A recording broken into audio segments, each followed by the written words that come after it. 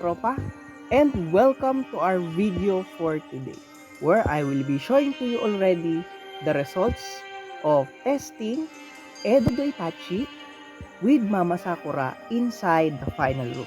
So let me show you first the F4 squad that I use. So since Edo Tachi does not replace any of the meta F4 squad currently, namely Hashirama or STL, Light, KLM, and Nagato. So I've come up with a different strategy and set of F4. So let me show you first the clips. 甘いな甘いなと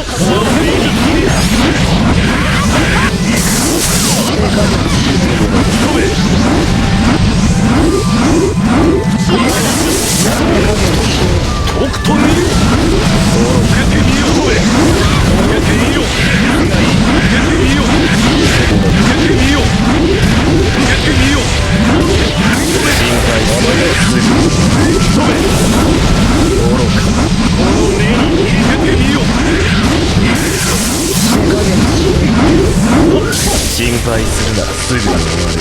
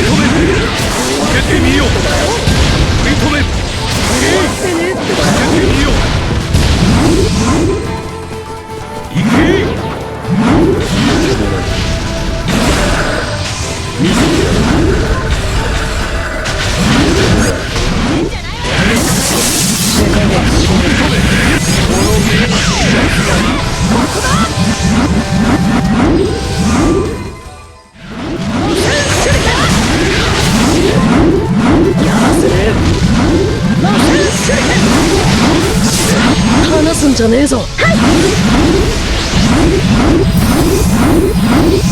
やらせねえ。やらせねえ。ロケン手裏剣。やらせねえ。ロケン手裏剣。やらせねえ。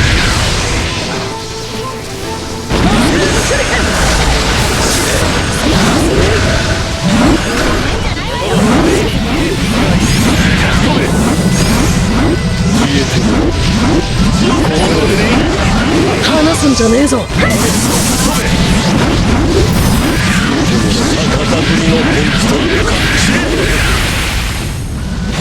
離すんじゃねえぞ。はい。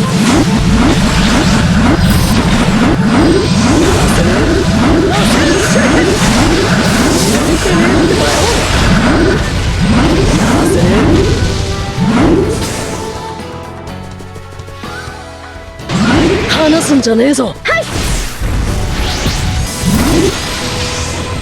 やらせねえ。やらせねえ。やらせねえ。山田。やらせねえ。やらせねえ。やらせねえ。やらせねえ。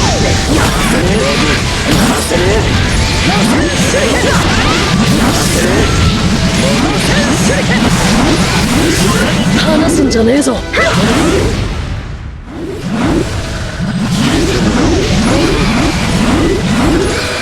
んなミスったわよ。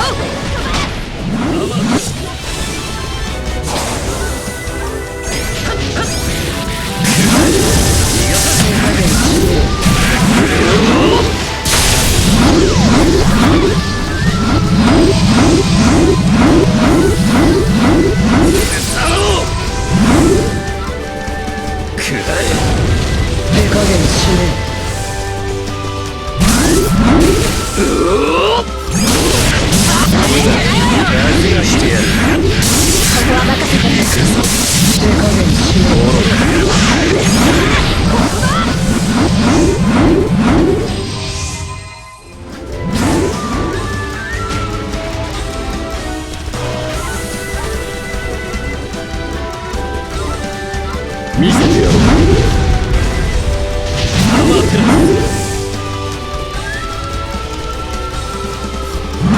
準備が整った。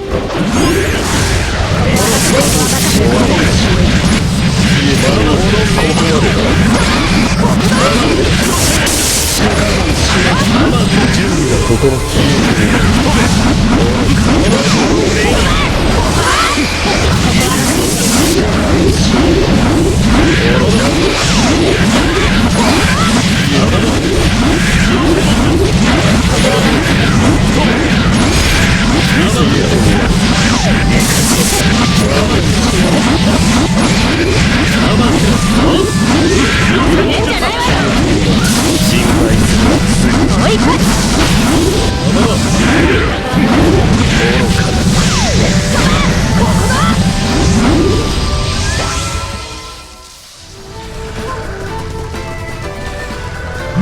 準備が整った。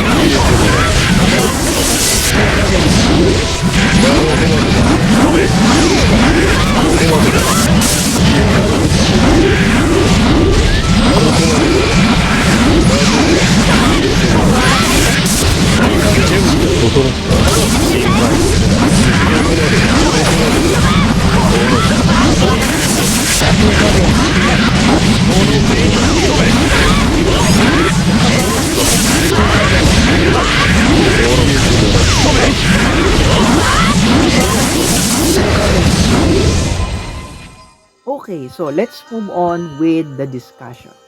So since then, Edutachi had a very bad reputation of being an outfield defender because of his bad AI. As we all know, he is mostly bashed because as soon as the enemy enters the room where Edutachi is placed, he will just walk, giving chances to attackers to easily defeat him. However, if Edutachi starts to attack and manage to use an X-ult, in my own observation at that time before, he will continuously spam his jutsu. But only during that time. But before, I also tried using him in the final room. And that's when I saw that he has good AI there. But because he is not meta before, even in the final room, I didn't use him eventually. Okay? So now, with the coming of Edutachi's new rekits, his AI greatly improved in my observation after placing him also in the outfield, which I observed where Edutachi loves to use his new LB, casting it always. So his AI has now changed. I've made this video prompted by the request of the two of my viewers to test him in the final room, which at first as I hesitated because he doesn't replace any of the meta final room defenders. This task is also a bit hard for me because I have to come up with a new F4 squad which suits Edutachi. But in the end, I was curious also of how will he perform inside. That is why I did this test. Okay, and we saw that indeed, just like in the outfield, his AI is working perfectly even inside the final room. Okay, so let me show you the stats of my Edutachi. Actually, this test, as you can see, is conducted without a full resistance against confusion. So therefore, my Edutachi only has 2 resistances against that deadly status effects, namely seal and paralysis. But in confusion, I don't have any. As regards seal, yes, he has the passive 30 seconds, but overall, my Edutachi is not yet well built. And I relied mostly in his boost currently in AM to try and see at least a glimpse of his potential. And we also already he is capable of. Okay? So that is why I believe this F4 squad will give even better results if Edotachi is even more well built. Also with the other defenders that I've used, which I will show you later, because the other remaining defenders, namely Mama Sakura and Indra, still need some more adjustment. Okay? So this is the jutsu order that I use with Edotachi. So I don't use his new 4-star because of its very long animation. So after testing different jutsu rotations, this jutsu rotation is what I saw best suits Edo Itachi. Because with the old LB and the oldest LB, he easily spams his jutsu. Because as I have mentioned, Edo Itachi loves to use his new LB.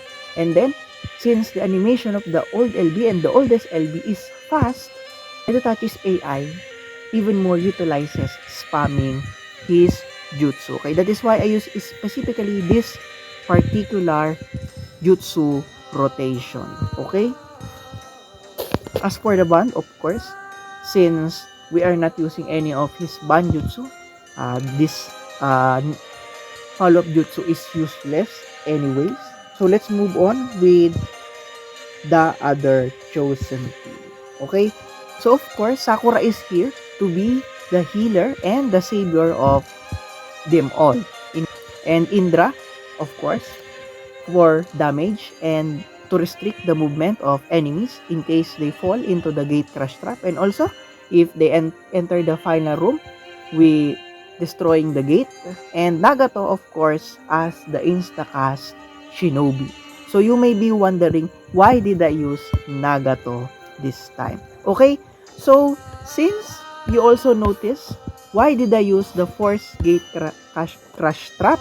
So I just followed END's advice that in using Nagato to compensate for his bad AI, you rather use a force gate crash setup in the outfield, which may at some point cover up the lapses of Nagato not insta-casting. But before I use this standard gate crash setup, I used first my old full clear base and the results were bad. Because as you can see, if you will look at my team is built for damage and not for survivability. Unlike with the first non-meta F4 squad that I've shown you few weeks ago, which has high survivability because I have KLM there and Sakura and Indra and of course Gaara. But this F4 squad is built and intended to deal more damage rather than to last longer. Okay? So that is why I've decided to use the gate crash trap, hoping to lure enemies and forcing them into gate crashing and then finishing them up using this squad. Okay?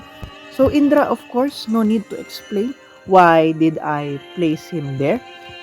It is meant to off guard the enemy who may be falling in that gate crash trap, to restrict their movement immediately upon entering the final room. Okay? But I have just observed that this F4 squad is weak against Naruto the Last if you don't have the LB of Indra. Yes, Indra can still be efficient, but furthering the restriction of the enemy's movements is even more achieved if you have Indra's LB. Because in my observation, there were split seconds where Naruto was able to get out of the bind, and that is when he can counter attack this F4, and there is the start of its defeat. That is why if you have the new LB of Indra, it is much better because after using the AOE 4-star, Indra can instantly use the LB and then the 4-star once again. Because with the jutsu rotation of my Indra, as you can see here, and the way his AI works, he usually uses his other non-bind jutsu in my observation in this setup. So nothing has changed with my Indra stats aside from adding more chakra to his, and here are still the same jutsu just like in my former showcase video. For Nagato, I forgot to show you. Well, here he is.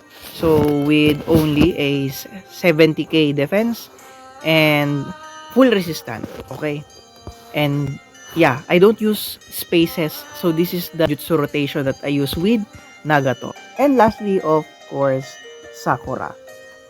Okay, so here she is.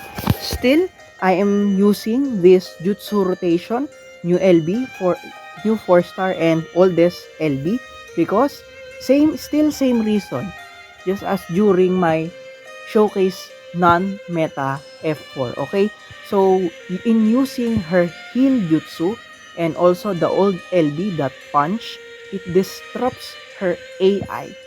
And after trying the oldest heal that she has, I have just gained a loss streak because of it. Because Sakura's AI prioritize using it rather than using her slug, as you will see now.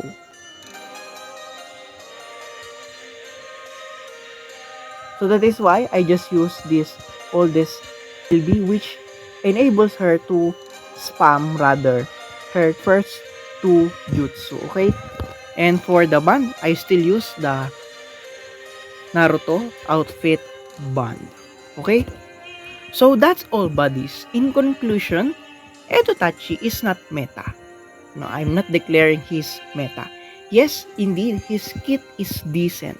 His kit is good, But since he doesn't replace any of the roles of the meta defenders in the final room, he doesn't give instant evasion to team. He doesn't give instant defense to the team. He doesn't give damage nullification buff to the whole team, nor is he an insta-cast shinobi, but still, I was able to reap a good amount of wins, decent wins with him in using this F4 squad and in using this outfield force gate crash strategy. Okay? And I believe if you have a even more well built Edotachi with complete resistances and high attack, including defense, of course, having high defense also, and if you have Indra's new LB, I believe you will gain even more wins than what I've got, because I've already explained to you the loopholes that I've experienced with. If you have Indra's new LB, binding enemies will even more be prolonged, because as Indra spams his 2 bind jutsu, it will further restrict movements of the enemies and even lowers their possibility of counter attacking. Okay, so technically I can say that with the help of these F4 defenders, win is gained, and it's not just because of Edo Itachi. Okay, so that's all, buddies. Thank you for watching this video, and kita-kits mga katropa.